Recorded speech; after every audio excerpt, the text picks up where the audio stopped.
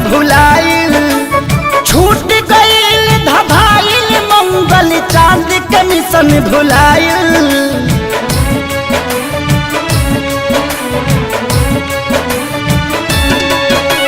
छूट गईल धभाइल मंगल चांद के मिशन भुलाइल।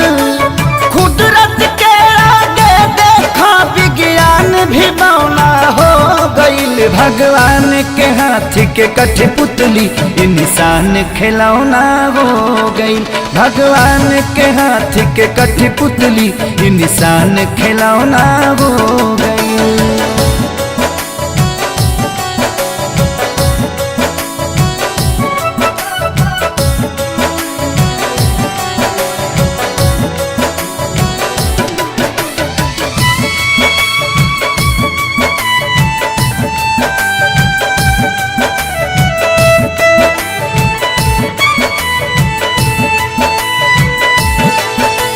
सब कर धन के ऐठल घर में बैठल बैठल मेट गईल।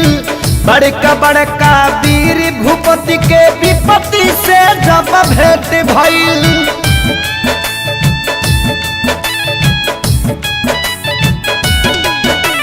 सब कर धन के ऐठल घर में बैठल बैठल मेट गईल।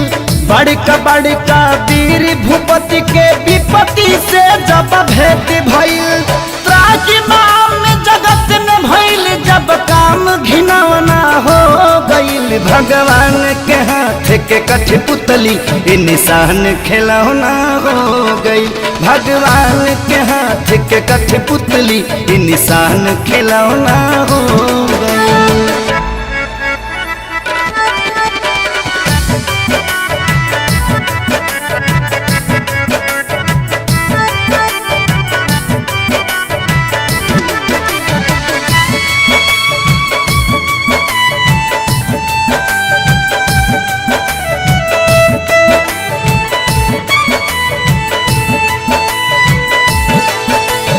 माथी पकैसन मौत नाचे देखनी जब नजार हो।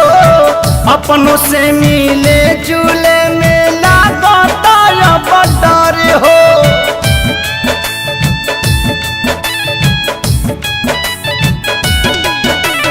माथी पकैसन महुअत नाचे देखनी जब नजार हो। अपनों से मिले जुले में लागता अब डर हो। एको किलो के रह के भी अलगा बिछौना हो गईल। भगवान के हाथ के कठपुतली इंसान खिलौना हो गईल। भगवान के हाथ के कठपुतली इंसान खिलौना हो गईल।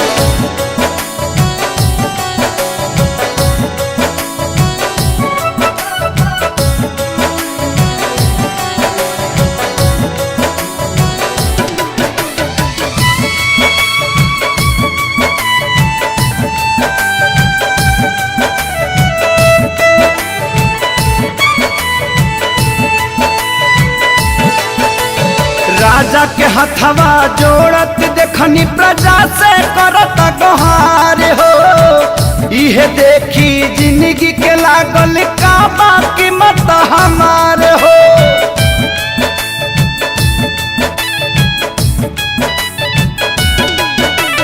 राजा के हथवा जोड़त देखनी प्रजा से करत गोहार हो। इहे देखी जिंदगी के लागल का बाकी मत हमारे हो।